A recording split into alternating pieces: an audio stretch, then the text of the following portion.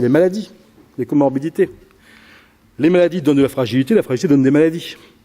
La dépendance donne de la fragilité donne par définition la dépendance. Et la dépendance donne des maladies qui elles-mêmes redonnent de la dépendance. Et quand on prend les chiffres de Linda Fried, on a ça.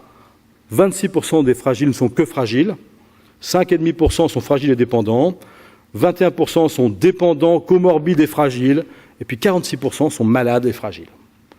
Vous voyez qu'il y a des liens très étroits. Être fragile, ce n'est pas que être fragile. Ça peut être malade aussi, on peut être dépendant aussi un petit peu. Et donc la prévention de l'aggravation de la dépendance passe par la prise en charge de la fragilité. Une étude espagnole qui nous montre la prévalence en Europe. En France, on est très élevé. 15%, 43% de fragiles, enfin 43% de pré-fragiles, 15% de fragiles. 45% des gens concernés. 45% des plus de 65 ans. C'est considérable, c'est un enjeu de santé publique majeur. Et pourtant, c'est réversible, et c'est ça le grand message. C'est tout à fait réversible, on peut revenir à un tas de robustesse. La simple étude LIFE, qui est une étude toute simple et toute bête, chez une population très particulière, des vétérans américains, donc des hommes anciens militaires obéissants. On fait un diagnostic par téléphone de fragilité. Le système américain les appelle. Si un diagnostic de fragilité fait par téléphone, on les appelle toutes les semaines ensuite, toutes les semaines, pour les inciter à marcher plus. Que ça comme action. Uniquement ça. Et en faisant ça, il y a 18% qui, au bout d'un an, n'est plus fragile. Donc c'est réversible. Alors, on n'est pas des Américains, on n'est pas des anciens vétérans américains, on est sûrement bien moins obéissants, mais quand même, on peut faire quelque chose. Alors ça, c'est peut-être pas très lisible sur la diapo, mais c'est fondamental. Hardy, il a pris des gens fragiles, avec une vitesse de marche ralentie, et il les a soumis, entre guillemets, à 1 an d'activité physique intensive. C'est-à-dire 20 minutes, 2 fois par jour, suffisamment vite, de marche suffisamment rapide pour élever la fréquence cardiaque, sans aller jusqu'à la transpiration. 1 an. Et au bout d'1 an, on arrête tout, et on regarde ce que sont devenus les gens au bout d'1 an. Il y en a une partie qui a amélioré sa vitesse de marche plus vite qu'1 mètre seconde, une partie qui a un peu amélioré, mais qui ne réussit pas à aller plus vite qu'1 mètre seconde, et puis une partie qui n'a rien amélioré. Et puis pendant 7 ans après, il ne fait plus rien, Hardy. Ils restent dans la nature, ils font ce qu'ils veulent, les gens. Et 7 ans plus tard, on regarde qui est mort ou qui n'est pas mort. Et 7 ans plus tard, quand on prend les gens qui n'ont rien amélioré de vitesse de marche, quelle que soit leur pathologie associée après 65 ans, il y en a 49,3% qui sont morts. Dans ceux qui ont un peu amélioré la vitesse de marche, il n'y en a que 41% qui sont morts. Et dans ceux qui ont carrément amélioré au-delà d'1 mètre seconde, c'est-à-dire moins de 4 secondes fois 4 mètres, il n'y a que 31% de morts. Ça, je vous le dis clairement, c'est plus fort en termes de prévention de la mortalité que de traiter le diabète et l'hypertension. Alors je ne dis pas qu'il ne faut pas traiter le diabète et l'hypertension, entendons-nous bien, mais ça c'est plus fort. Donc une activité physique intensive au sens 20 minutes de marche tous les jours en élevant la fréquence cardiaque, c'est plus efficace pour la survie à 8 ans que de traiter son diabète et son cholestérol et son hypertension. Eh oui, plus efficace. Et donc ça c'est extrêmement important, parce que bien sûr il faut aussi traiter son diabète et son hypertension, je ne dis pas qu'il ne faut pas le faire, on est bien d'accord. Mais ça c'est plus important et on ne le fait pas. On pense à un petit conseil qu'on donne sur un coin de table, il faut l'activité physique, faites. Il ne faut pas faire ça, il faut aller bien plus loin. Il y a 4 facteurs de fragilité qui sont totalement réversibles. Totalement réversibles. La iatrogénie, les médicaments sont les plus grands pourvoyeurs de mortalité dans ce contexte-là. 10 000 morts par problème lié aux médicaments, en hospitalisation en France par an. C'est un problème majeur de santé publique. Trop de médicaments, pas adaptés aux sujets âgés, pas de consultation médicamenteuse, pas de respect des consignes chez le sujet âgé, parce qu'ils ne sont pas connus, parce que les médecins actuellement n'ont pas été formés à la gériatrie. On enseigne la gériatrie en France que depuis l'an 2000. Donc la iatrogénie et les médicaments, c'est un problème capital. La dénutrition, pour Mme Lucie, le régime antidiabétique était catastrophique. Elle est morte, guérie de son diabète, mais elle est morte. Ça tue la dénutrition. Tous les sujets âgés meurent dénutris, ou presque. Et quand on est obèse et âgé, c'est qu'on est dénutri. Et le traitement, c'est sûrement pas le régime, c'est systématiquement l'activité physique, au contraire. 3e grand pilier pour faire rendre réversible la fragilité, l'activité physique et la gestion du risque de chute. C'est fondamental, c'est un des 4 piliers. Et puis dernier pilier, la dépression. qui a souvent un visage différent chez le sujet âgé, plus difficile à reconnaître. Vous savez qu'on dit « ouais, il ne faut pas prendre d'antidépresseurs ». Mais c'est l'inverse. Il faut arrêter les benzodiazépines, les anxiolytiques, c'est ça qu'on prend trop, et on ne donne pas assez d'antidépresseurs en France, et en tout cas pas assez longtemps, par les bonnes durées. 3 mois d'antidépresseurs, c'est extrêmement dangereux. Pour un premier épisode, c'est minimum 6 mois, pour un deuxième épisode, c'est minimum 1 an, et pour un troisième épisode, c'est à vie. Et ça, c'est pas honteux, ça fait pas tomber. Ce qui fait tomber, c'est les benzos pour dormir, c'est le Temesta le soir, c'est le Stilnox, c'est l'Imovan. Tout ça, ça fait tomber, ça augmente le risque d'avoir un Alzheimer. Donc il faut traiter la dépression, il faut augmenter l'activité physique à éviter le risque de chute, il faut lutter contre la dénutrition, il faut lutter contre les risques liés aux médicaments. Et puis il y a les maladies qu'on peut optimiser, on ne va pas les guérir, mais on peut optimiser leur prise en charge.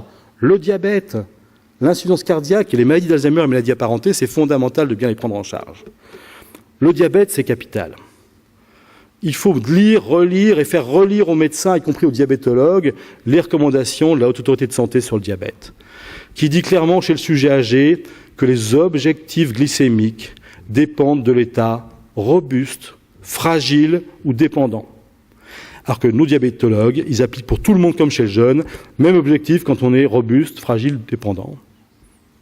Et ça, c'est extrêmement dangereux parce que ça donne des hypoglycémies qui sont très délétères pour le cerveau, qui font tomber.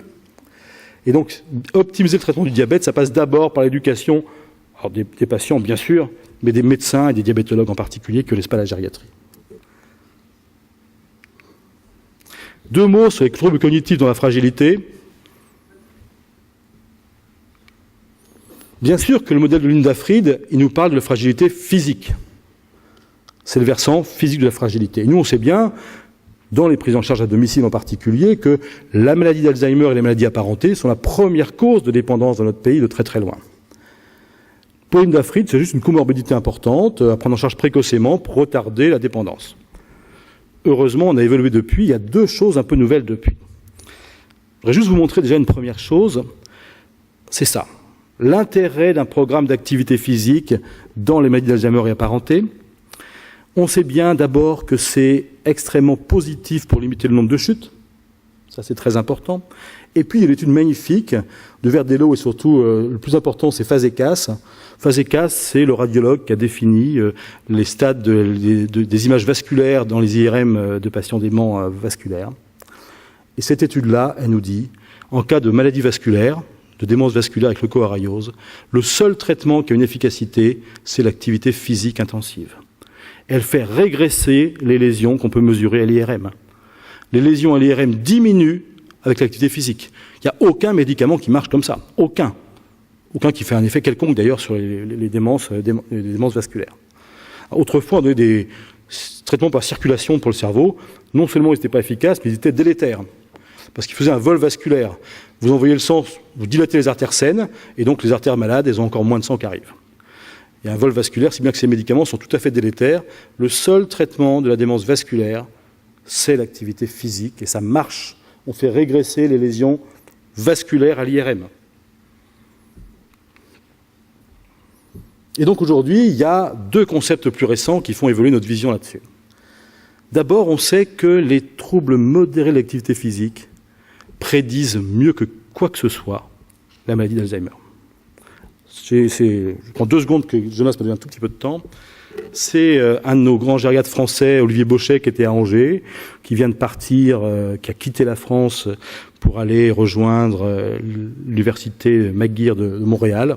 Ils rêvent tous de ça, d'aller à Montréal. C'est Montréal ou Genève, les profs. Ils sont payés 4 fois plus cher, voilà. Et puis c'est la gloire, quand même. Il voulait traduire un test américain sur le risque de chute dans l'Alzheimer. C'est un test très simple pour les Américains, il s'appelle le Stop Walking When Talking.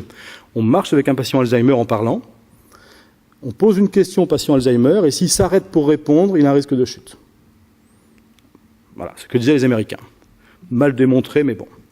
Olivier Bauchet a voulu démontrer ça, et il s'est dit, oui, mais parler, on parle de quoi ? Parce que si on me pose une question qui émotionnellement est forte pour moi, je vais peut-être m'arrêter de marcher, parce que l'émotion est forte. Et donc la parole, ça ne marche pas. Et donc je vais les faire compter. Comme ça, c'est neutre émotionnellement, les chiffres, c'est à peu près neutre émotionnellement. Et donc, il a pris un test qu'on fait habituellement, le Get Up and Go chronométré. On fait 3 mètres en avant, 3 mètres en arrière, on s'assied. Il a dit aux gens, on va le faire une première fois en chronométrant sans rien faire, puis une deuxième fois en comptant. Et puis on pense que ceux qui vont augmenter leur temps en comptant, eh ben, c'est qu'ils ont un risque de chute. Et puis patatras, il est tombé sur l'inverse. Quand on améliore son temps de marche en comptant dans sa tête, c'est malheureusement qu'on risque de faire un Alzheimer dans les 2 ans qui suivent. Et le premier test de dépistage de l'Alzheimer aujourd'hui, c'est d'améliorer sa marche quand on compte dans sa tête en marchant, parce qu'on s'aimante sur le pas, alors que sinon, on marche un peu moins bien. Alors je ne dis pas qu'il faut dépister tout le monde comme ça. Ce soir, vous ne jetez pas sur vos grands-mères pour les faire marcher en comptant dans la tête. C'est quand même très troublant. Et donc, il y aurait une fragilité cognitive qui serait un second versant de la fragilité. Et suite à tout ça, en France, à Toulouse, a eu lieu la conférence de consensus internationale sur la fragilité cognitive, le 16 avril 2013, qui nous dit des choses extrêmement intéressantes. Que la fragilité cognitive, c'est la fragilité physique au sens de Linda Fried, 3 des 5 critères au moins, plus des troubles cognitifs, alors, qui sont classés CDR 0,5. On n'a pas encore d'Alzheimer, les petits troubles cognitifs, et voilà. Et là, les publications commencent à sortir à fond la caisse à Toulouse. Il y a une réversibilité chez ces gens-là. Si vous avez une fragilité cognitive définie comme ça, si vous augmentez votre activité physique, vous ne passez pas en Alzheimer. Si vous ne le faites pas, vous y passez beaucoup plus. Donc il y a une efficacité de l'activité physique dans la prévention de la maladie d'Alzheimer. C'est récent, 2013, ça fait 3 ans et demi. Mais c'est un changement de paradigme. Qui aurait pensé à ça il y a encore 5 ans ? CDR 0,5, je vous montre ce que c'est. CDR, on ne le faisait pas avant. Pourquoi on ne le faisait pas ? Parce que c'est un peu compliqué. Et puis surtout, parce qu'on ne peut pas le faire nous-mêmes, parce que le calcul est trop compliqué. Et ils n'ont pas donné l'algorithme, il faut le faire sur le site américain. Comme ça, on leur donne nos chiffres, on n'aime pas trop, mais voilà. C'est comme ça. Voilà la fragilité de Linda Fried. Comment est-ce qu'on peut s'en servir pour traiter les gens ? Je vais vous montrer ce qui se fait à Toulouse, ce que Bruno Vellas fait à Toulouse. Voilà. Bruno Vellas, c'est lui, c'est un grand pape de la gériatrie française, c'est le prof de Toulouse, un des profs, qui sont nombreux profs à Toulouse. C'est le grand patron de Toulouse.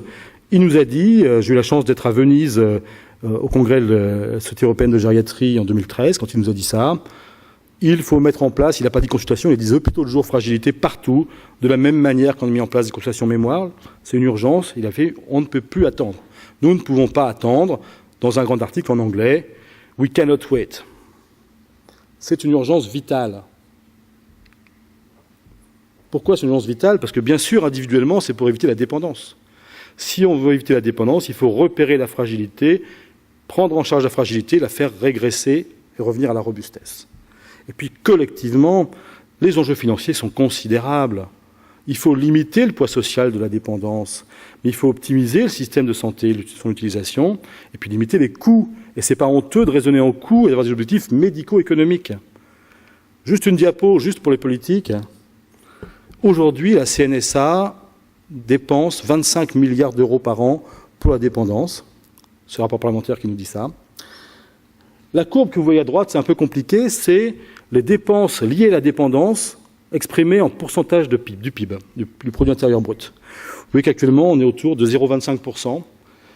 Si on ne fait rien, c'est la courbe du haut qui va se passer. Ça veut dire que dès les années 2035, on sera environ à 0,55% de point PIB, ce qui est insupportable pour la société. Le gouvernement table sur la courbe intermédiaire, c'est-à-dire une baisse de 0,5% des entrées en dépendance par an. Et vous voyez qu'on monte beaucoup moins haut. Et si on baisse de 1% seulement les entrées en dépendance chaque année, on reste à la courbe du bas et on ne dépassera jamais les 0,40% de PIB. Ça veut dire, en termes clairs, 10 milliards d'économies par an en faisant un investissement minime. Et pour l'instant, aucun gouvernement n'a la capacité ni la volonté de faire ces dépenses minimes. Vous mettez 400 hôpitaux de jour fragilité en France, on leur donne, si on veut les voir très très large, 1 million d'euros, ça fait 400 millions d'euros en France pour 10 milliards gagnés, au bout de 2-3 ans. Personne n'a le courage de le faire. Et on va nous pondre des mesures moyennes. On parlera du PRPA si vous voulez, je pense que le PRPA c'est insuffisant dans les ambitions. Comment il marche, Bruno Vellas ? Il dit qu'il faut repérer. Pour repérer, il faut sensibiliser le public et faire un test de dépistage. Il faut évaluer, il a monté un hôpital de jour fragilité, d'évaluation de la fragilité elle-même, les comorbidités, les facteurs potentiellement réversibles. Il faut agir, mettre en place des interventions spécifiques, ciblées, fortes et prolongées. et ensuite on réévalue pour voir si effectivement on fait régresser la fragilité. Alors ça doit être ciblé parce que si on rate un seul des facteurs de risque et qu'on n'y va pas, ça ne marchera pas. Il faut que tous les facteurs de risque soient ciblés, et sinon le dispositif global ne marche pas. Il faut que ce soit fort. Si c'est des petites interventionnettes, ça ne marche pas. Ça ne permet pas de revenir à la robustesse. Ça doit cependant s'adapter aux capacités d'un patient, bien évidemment individuellement, mais ça ne peut pas, des petites mesures, un peu de kiné, ça ne suffit pas. C'est pas ça, l'enjeu. Et puis ça doit surtout être prolongé. Ça ne peut pas être quelques semaines, ça ne sert à rien. C'est tout au long du reste de la vie qu'il faut maintenir une activité physique, en particulier satisfaisante, une politique nutritionnelle satisfaisante, des médicaments satisfaisants et l'absence de dépression. Ça, c'est l'Organisation astronomique de Prague, hein. Vous connaissez, c'est magnifique. Qu'est-ce qu'ils ont fait à Toulouse pour ça? Ça, c'est leur diapo à eux, à Toulouse, hein. Repérer, évaluer, agir, sensibiliser le milieu de vie, les professionnels de santé du domicile, le médecin traitant qui fait un filtre avec un questionnaire en 5 questions, qui envoie à l'hôpital de jour fragilité, qui est une plateforme d'évaluation de la fragilité, qui met en place des interventions, qui renvoie au domicile pour poursuivre les interventions. Alors, sensibiliser, ils ont fait dans la presse locale des articles, une affiche, rose un peu, on peut faire mieux, je pense. Et puis, il a développé un outil de repérage pour Novelas, qui est l'outil validé français de repérage de la fragilité. 6 questions que doivent se poser les médecins traitants dès qu'ils voient à plus de 65 ans. Alors, parmi nous, il y a plusieurs personnes de 65 ans, donc posez-vous les questions. Première chose, est-ce que votre patient vit seul? Est-ce qu'il a perdu du poids au cours de ces 3 derniers mois? Est-ce qu'il est plus fatigué depuis 3 mois? Est-ce qu'il a plus de difficultés pour se déplacer depuis 3 mois? Est-ce qu'il se plaint de sa mémoire? Et puis, est-ce qu'il a une vitesse de marche moins rapide? Et surtout, est-ce qu'il met plus de 4 secondes pour faire 4 mètres? 5 questions simplissimes à résoudre. S'il y a un seul oui, on se pose la question de la fragilité, et il faut faire un bilan complet de fragilité derrière. L'enjeu est considérable, 10 milliards par an. 10 milliards par an d'économies. Et surtout, des milliers d'entrées en dépendance évitées. Et les 10 milliards, c'est quoi? C'est NSA. Je ne parle pas des conseils départementaux derrière, qui ont des dépenses énormes par rapport à cette dépendance. Je vous rappelle les critères de flux, voilà ce que c'est qu'un dynamomètre. Quand vous verrez vos médecins traitants vous faire ça, après 65 ans au moins une fois par an, on aura progressé. Quand vous verrez les services de gériatrie faire ça à tous les patients qui rentrent en gériatrie, on aura progressé. C'est le premier signe. Dynamomètre, dynamomètre, dynamomètre. Tout le monde doit faire ça. Après 65 ans, tous les ans, il faut avoir droit à son dynamomètre. Ça prend 3 secondes, on fait 3 mesures, c'est rien du tout. C'est vital et fondamental et personne ne le fait.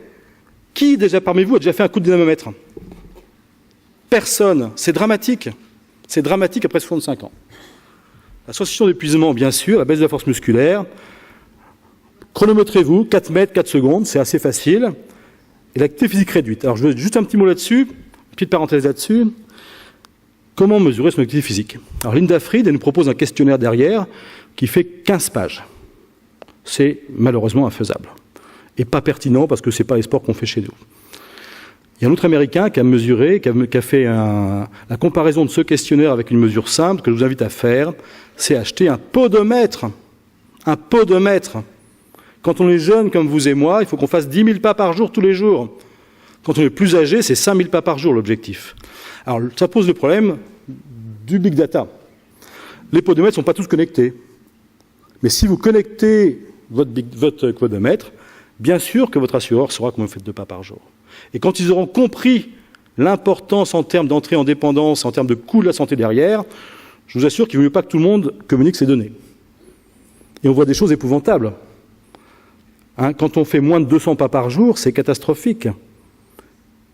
Quand vous donnez un podomètre aux gens, vous savez, le système hospitalier est tellement fait qu'on ne peut pas obtenir d'acheter des podomètres. Ça vaut 6 € aujourd'hui. Donc moi j'en ai acheté 10 là récemment pour mon hôpital. Comme ça c'est un petit cadeau que je fais à mon hôpital. Parce que 60 € ça ne va pas me déranger, plutôt que de faire des paperasseries pendant des mois pour obtenir 10 podomètres. Voilà. Podomètre, 3 jours, la moyenne des 3 jours, 5 000 pas par jour. Si vous n'avez pas ça, il y a un problème. Achetez des podomètres, offrez des podomètres à Noël. Je n'ai pas de marque préférée, je ne fais pas de pub. Achetez des podomètres, pas forcément connectés. Pas forcément connectés. Qu'est-ce qu'ils font à Toulouse? Il y a un médecin qui fait une anamnèse, qui fait l'étude du dispositif avec les antécédents, les comorbidités, les facteurs de risque vasculaires, les traitements, un examen clinique, Alors dès que ça, il ne faut pas faire ça, c'est une ostéonométrie, c'est la recherche, ça, il ne faut pas faire ça. Ils font des tests cognitifs, des tests, l'IADL, c'est un test de dépendance, c'est plus important. La grille Agir qu'on défend ici, parce que c'est Robert Leroux qui l'a inventé, c'est une grille collective. Ça n'a aucun intérêt individuel. C'est fait pour comparer la charge de travail de groupes de patients, c'est pas fait pour évaluer un patient individuellement. Et pour ça, il faut les ADL et les ADL. Ils font des grilles d'activité physique, des grilles visuelles, d'audition aussi, le statut nutritionnel avec le MNA et l'état bucco-dentaire, une biologie, une électro. Et suite à ça, ils élaborent un plan personnalisé de prévention. Ça, c'est les chiffres de Bruno Velas après un peu plus de 1000, après 1003, je crois, 1003 premiers patients. Et vous voyez que très souvent, il y a des problèmes médicaux qui n'étaient pas identifiés, il y a des consultations spécialisées qui ont été demandées, des consultations mémoire, des examens complémentaires. Les recommandations nutritionnelles auraient dû être faites à tout le monde, mais on voit que ce n'est pas des nutritionnistes qui ont fait le programme, ça doit être 100%, 69% seulement, alors qu'ils ont été faits par des gens qui font activité physique, donc 99,8%, ils en ont oublié 3 parmi ceux qu'ils ont vus, les 1003 premiers, mais voilà, c'est comme ça. Tout le monde doit en avoir. Et puis, vous voyez qu'avec la kinésithérapie, il y a aussi, qui n'est pas la kinésithérapie, l'activité physique, les problèmes d'activité physique. Je vous montre ce qu'on a développé à Sancerre. Bénévolement, sans aucun moyen, on a une autorisation d'hôpital de jour, sans aucun financement jamais, c'est bien qu'on n'a jamais pu l'ouvrir, mais on fait quand même, et je vous invite à comparer avec ceux qui ont des financements. Il faut repérer, dépistage, sensibilisation, pareil, travailler avec les médecins généralistes, les pharmaciens, les paramédicaux.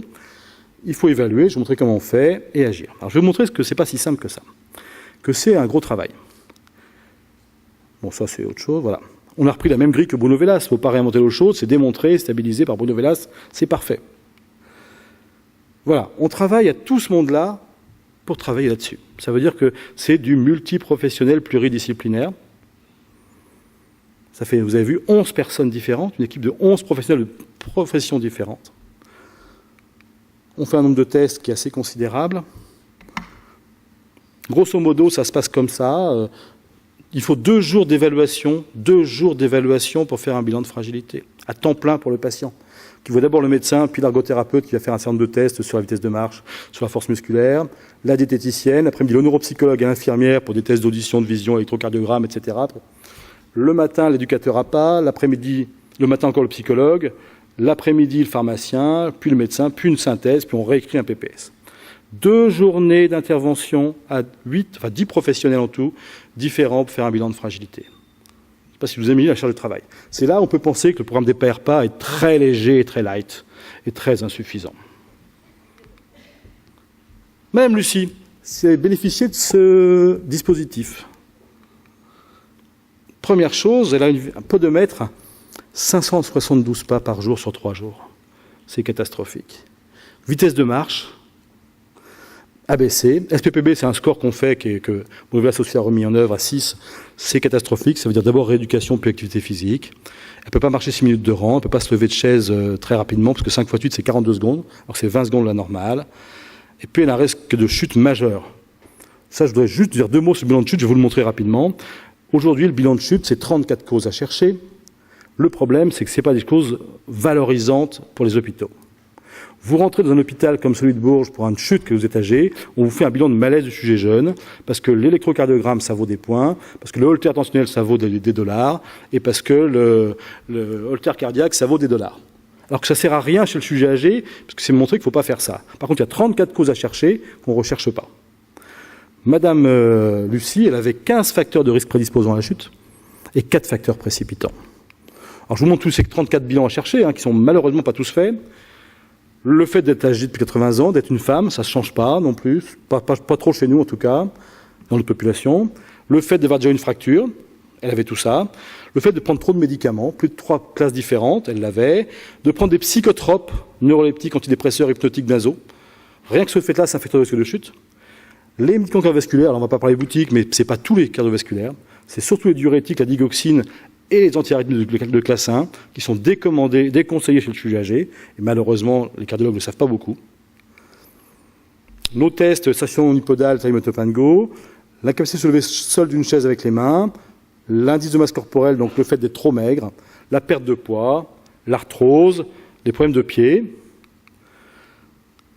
Un truc hallucinant aussi, la recommandation nous dit il faut faire un monofilament sur la voûte plantaire et un diapason sur un malléole externe. Les diapasons, ça se trouve dans le commerce. Les monofilaments, on n'en trouve pas dans le commerce. Donc les médecins qui veulent en avoir n'en ont pas. Pourquoi ? Parce que les bons laboratoires qui faisaient du diabète, comme certains dans le diabète aussi, ont offert pendant des années à tous les diabétologues et aux généralistes des monofilaments.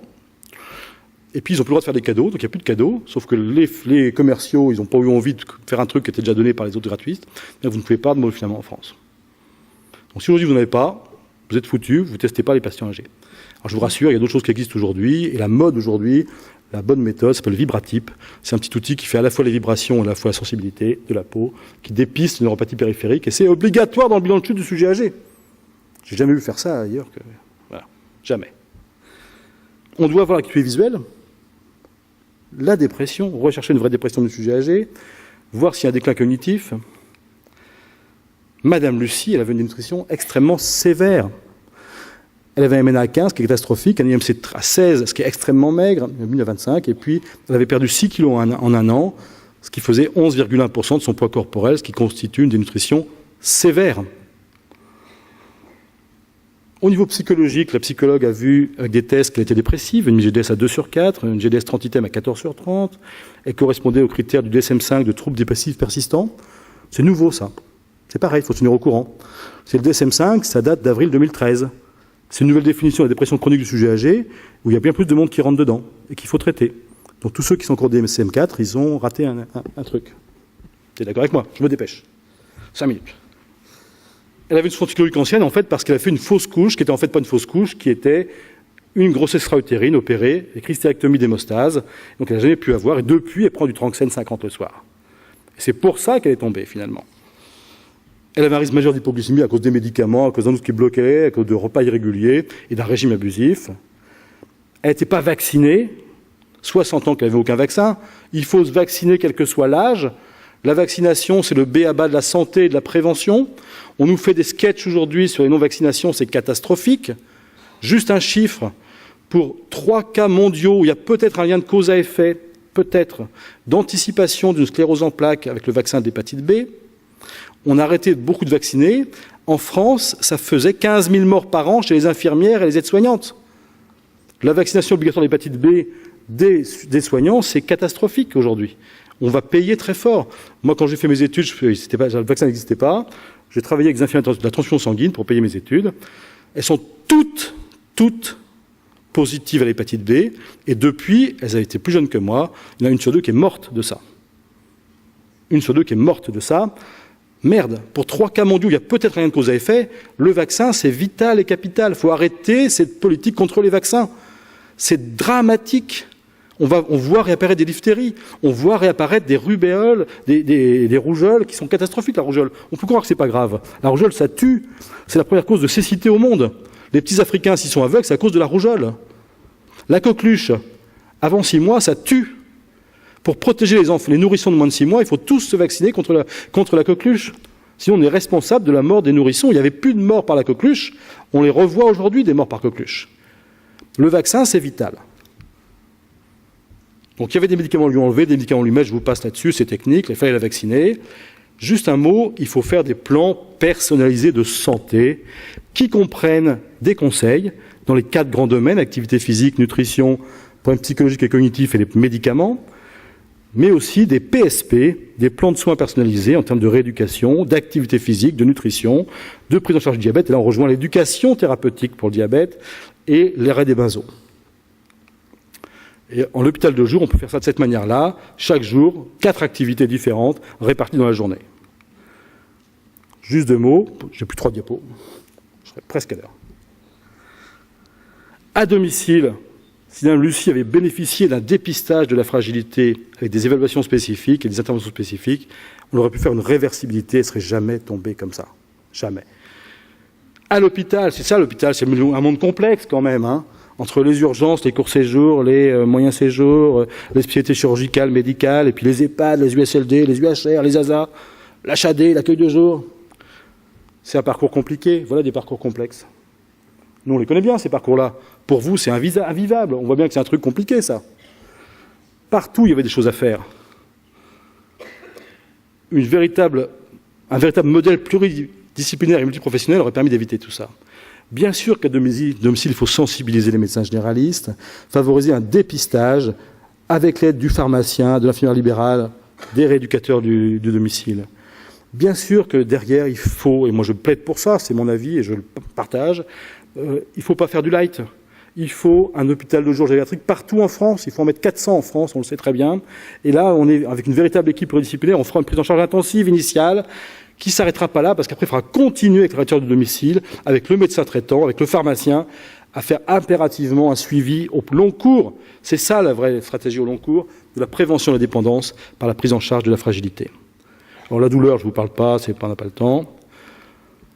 Dernière diapo, c'est fondamental. Il faut changer de paradigme, enfin passer vers une logique de prévention, avec une importance de l'hygiène de vie, avec une prise en charge globale, multiprofessionnelle, pluridisciplinaire, et donc une vision holistique. Tout ça centré autour de la personne, avec un projet personnalisé de santé. Je vous remercie.